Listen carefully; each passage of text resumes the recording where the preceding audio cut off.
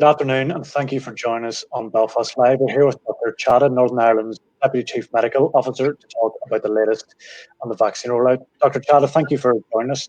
I suppose to start off, in general terms, what is the latest on the vaccine rollout there?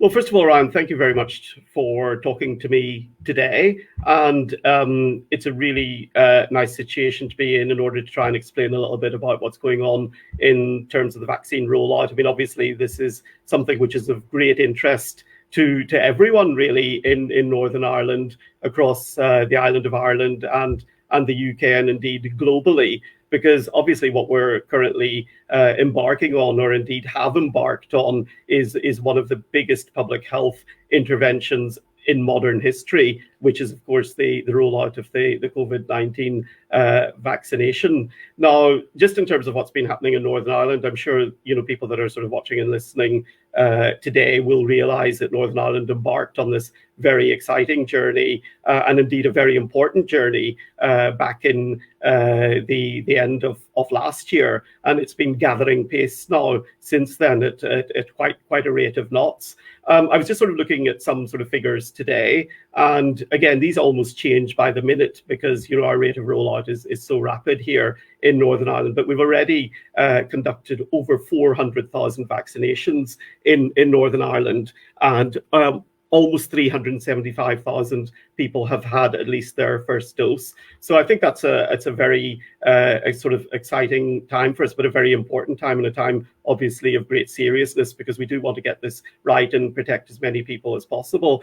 The other thing I just sort of like to say right at the outset is, why we're really doing this. And we're doing this obviously to try and, protect people from coronavirus and, protect their risk, from, either serious illness or hospitalization or even death, and obviously to make sure that our hospital services, which continue to remain under a lot of pressure as we reach the midpoint of February, are protected.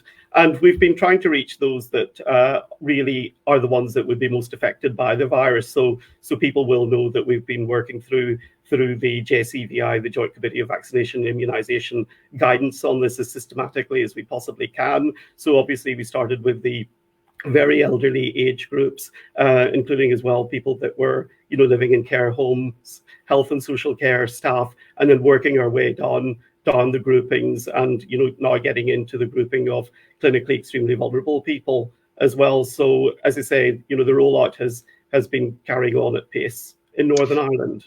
And we hear, I suppose, about the success of Northern Ireland in particular, even compared to the rest of the UK. What do you put that down to? I mean, it does seem to be moving at such a rapid rate.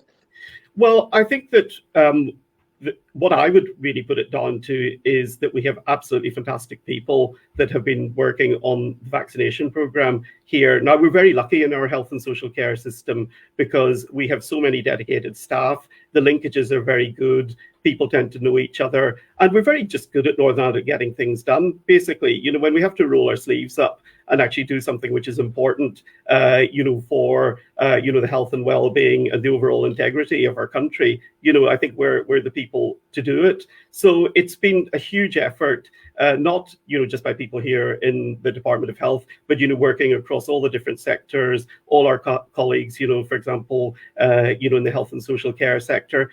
And they've done us proud, really. They have set up, the larger vaccination centres, which are run by the trusts, and also, of course, our colleagues in primary care who've done an amazing job, who have also set up systems in a very difficult and demanding period for the health service, but have actually understood and collaborated with us and tried to make sure that we get this vaccine out. So we've got a twin track approach here in Northern Ireland. You'll all be aware of the vaccination centres, of which there's 7.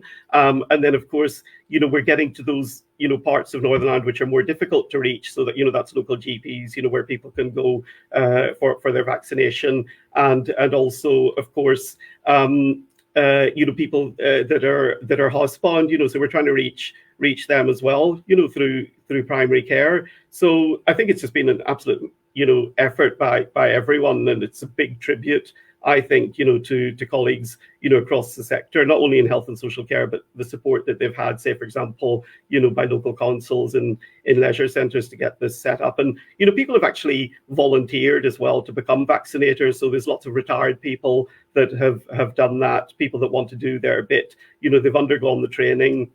And I think that it's certainly in more than 20 years of working in Northern Ireland in the health sector, I think this has been one of the most inspiring things that I've ever seen. Obviously, in a very difficult time that we've got. And we've started moving into now clinically extremely vulnerable people. So what sort of difference will that make? Well, I think that's going to make a big difference as well, actually, because what we want to do is to vaccinate as many of those that were, recognised as being clinically extremely vulnerable. Now, this particular grouping of people have undergone a very, very trying period, particularly since March or April of last year.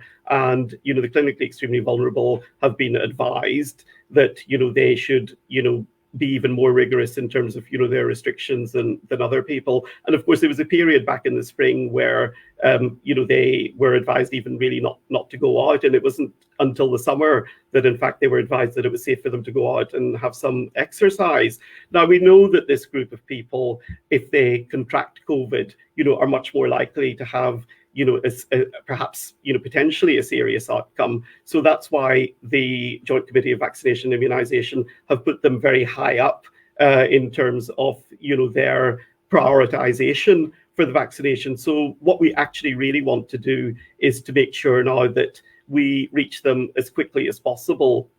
So what we're doing is we have opened up our trust-based, booking systems in the large vaccination centres. So people that have a shielding letter can actually start to book on that, which I think is very good. From Monday, they'll also be able to have telephone booking as well. And a lot of this information is on NI Direct, just in case people want some of the detail around that. But also that will be supported in certain cases by primary care. And in fact, some people that, will fall into the CV category, because obviously GPs have been looking at this for a short period in the run up to this, already will have appointments. So they would be urged to obviously carry on with the arrangements that are happening. But those that then, have got shielding letters, haven't received an appointment yet, we would ask them to sort of proactively think about maybe trying to book and go to one of their larger vaccination centres. Mm-hmm.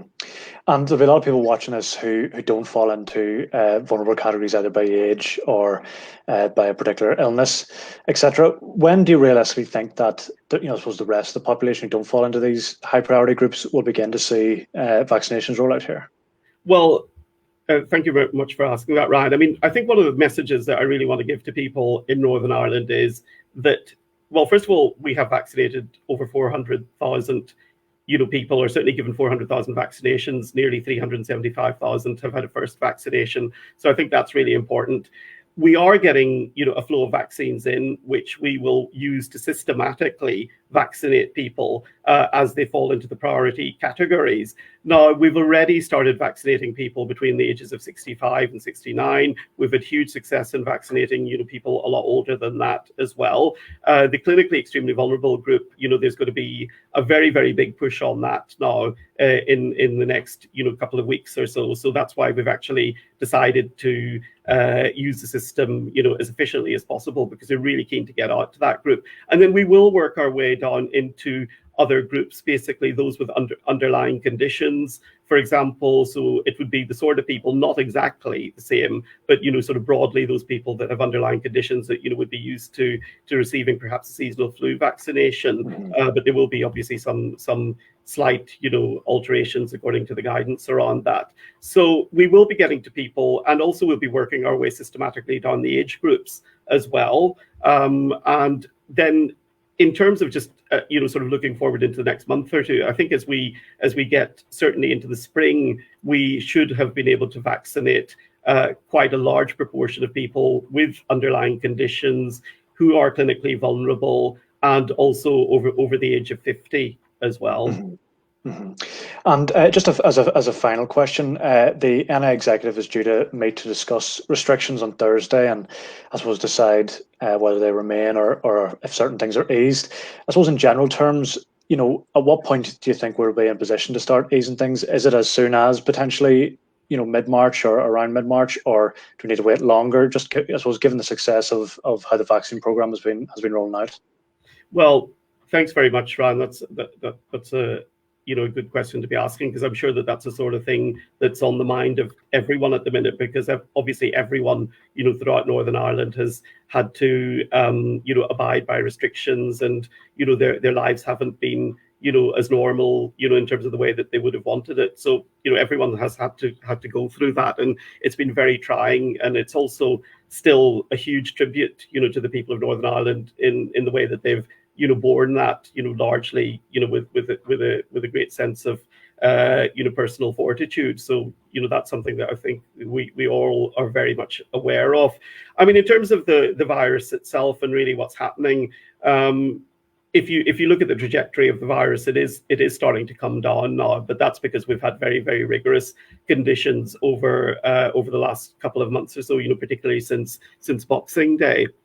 And also, our health service still tends to be in still quite a difficult situation. I mean, there's well over 500 people still with COVID in our hospitals, and there's still a lot of pressure in ICU as well. So those are the sorts of parameters that everyone, particularly decision makers, will have to take into account.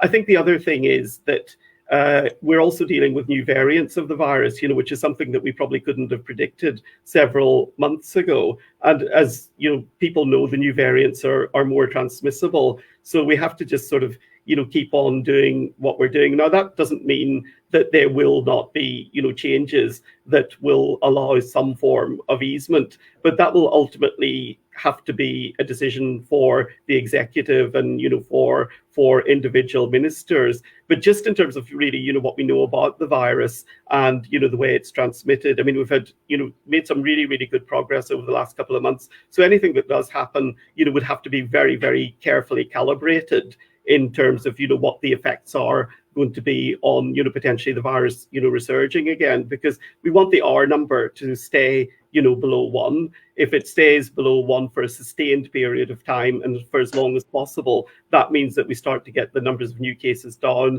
It means that it eases pressure on our hospitalization, et cetera, et cetera. But I mean, I fully understand that there's other important things that need to be considered as well. But just in terms of the way the trajectory of the virus is and what we know about new variants, and also, of course, the positive effects of the vaccination, it'll be a very, very sort of careful balancing act before I would imagine, those that are charged with, making those decisions would decide what would be the most appropriate, path and roadmap, basically, in the next phase of this.